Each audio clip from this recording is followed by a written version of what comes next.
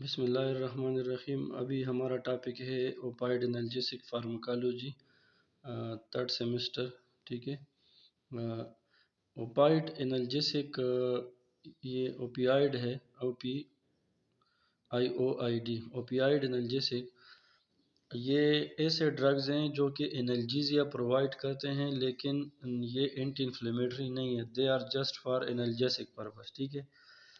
ये ऐसे ड्रग्स हैं जो कि ओपियम से डिराइव्ड हैं। ओपियम जो है ये पॉपी प्लांट जो है, जिसको पोस्त भी कहते हैं उर्दू में, उसका एक एक्सुडेट या एक्सट्रैक्ट निकलता है जिसको हम बोलते हैं opium.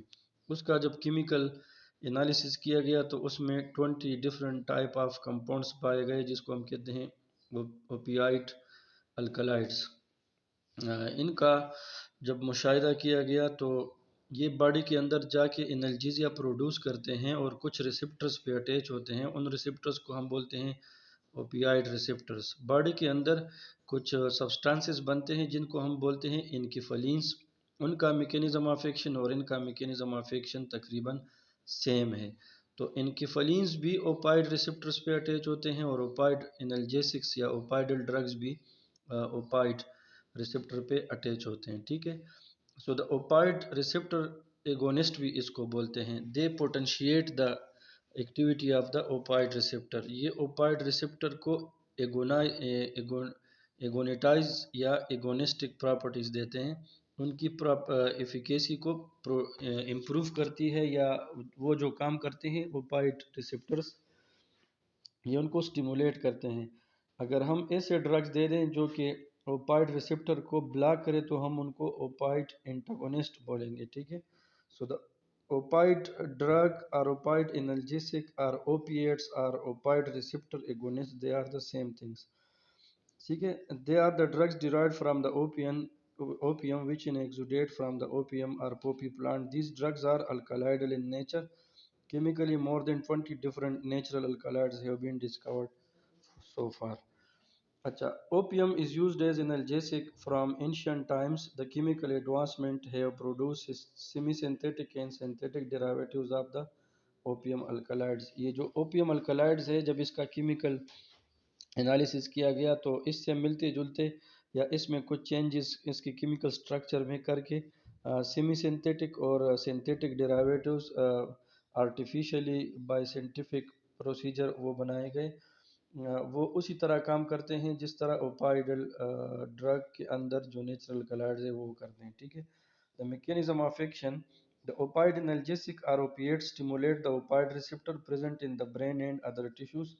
The stereospecific binding sites of the opioid receptor are widely distributed throughout the CNS but unevenly. Body के अंदर ये जो ओपाइड रिसेप्टर्स है ये पूरी बॉडी में है, CNS में है, लेकिन हम ये नहीं कह सकते कि किस एरिया में कितने हैं। लेकिन ये जो ओपाइड रिसेप्टर्स हैं इसका जो स्ट्रक्चरल रिजेम्बलेंस है एक दूसरे के साथ वो थोड़ा डिफरेंट है, बहुत थोड़ा डिफरेंट है।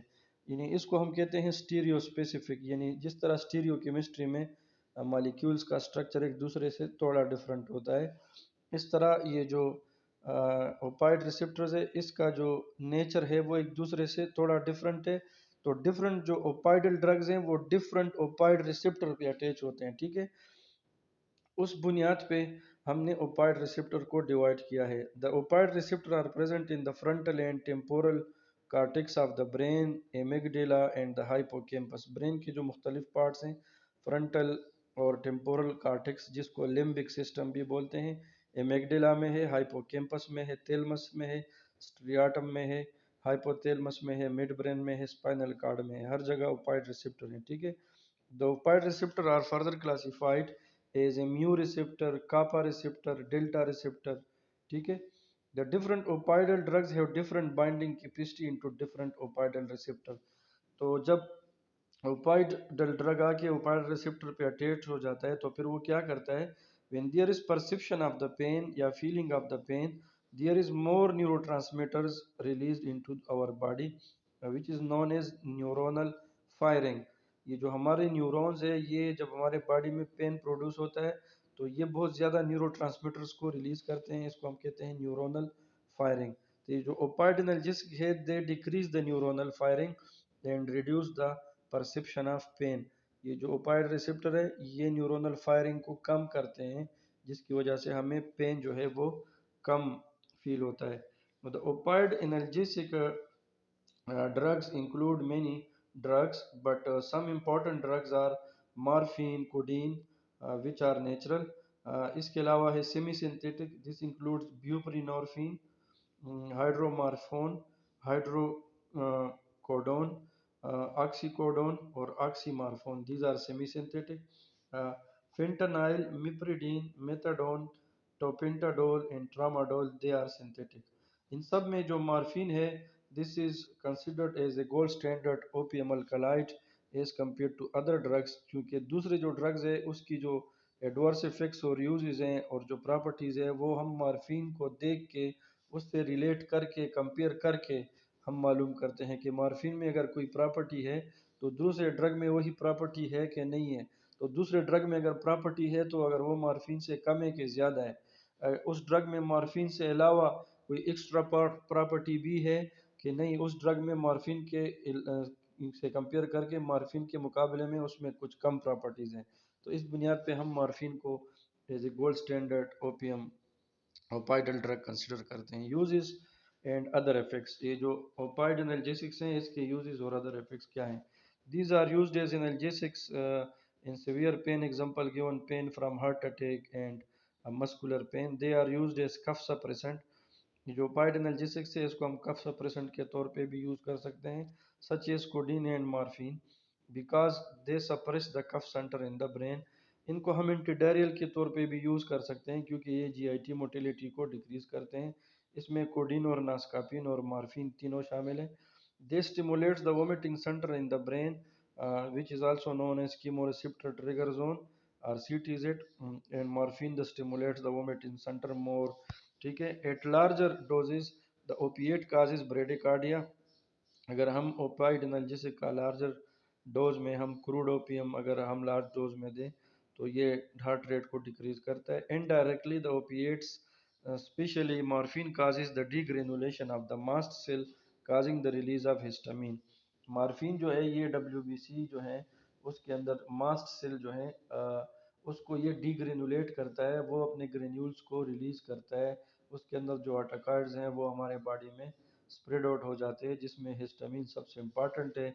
इन दिस क्रिएट अर्टिकेरिया और Bronco construction, so they are contraindicated in the asthmatic patients because of the mast cell destabilization. The opioid drug suppress the respiratory center in the brain, causing the respiratory depression. इसके बाद हमारा respiratory rate या patient का जो है respiratory rate depress हो जाता है, क्योंकि ये रिस्पायरेटरी सेंटर को डिप्रेस करते हैं। रिस्पायरेटरी रेट कम हो जाता है तो हमारे बॉडी के अंदर कार्बन डाइऑक्साइड की जो कंसंट्रेशन है वो ज़्यादा हो जाती है, जिसकी वजह से इंट्राक्रेनियल प्रेशर बढ़ता है। Because of this the opium alkaloids are contraindicated in patients of the head injury. They causes the pinpoint pupil which is known as meiosis. ये जो meiosis है meiosis मियोसिस ये करता है हमारे जो प्यूपल साइज है ये इसको डिक्रीज करता है।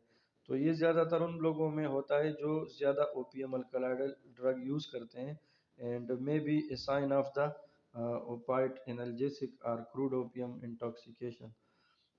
As analgesics, they are drug of choice for cancer-related pain, angina, and unresponsive pain to the other NSAIDs, just such as renal colics. In drugs को हम इंसेट्स के साथ कम्बिनेशन में भी यूज़ कर सकते हैं in case of the severe pain. ठीक है, and they may be given as pre medication treatment in case of surgery, इसको हम दे सकते हैं। Adverse effect, there is chances of development of tolerance and dependence and drug dependence. There is respiratory depression, there is constipation, there is blurred vision, there is cold bloody extremities because of the bradycardia, there is nausea and vomiting, and there are allergic reactions associated with the opioids. Thank you.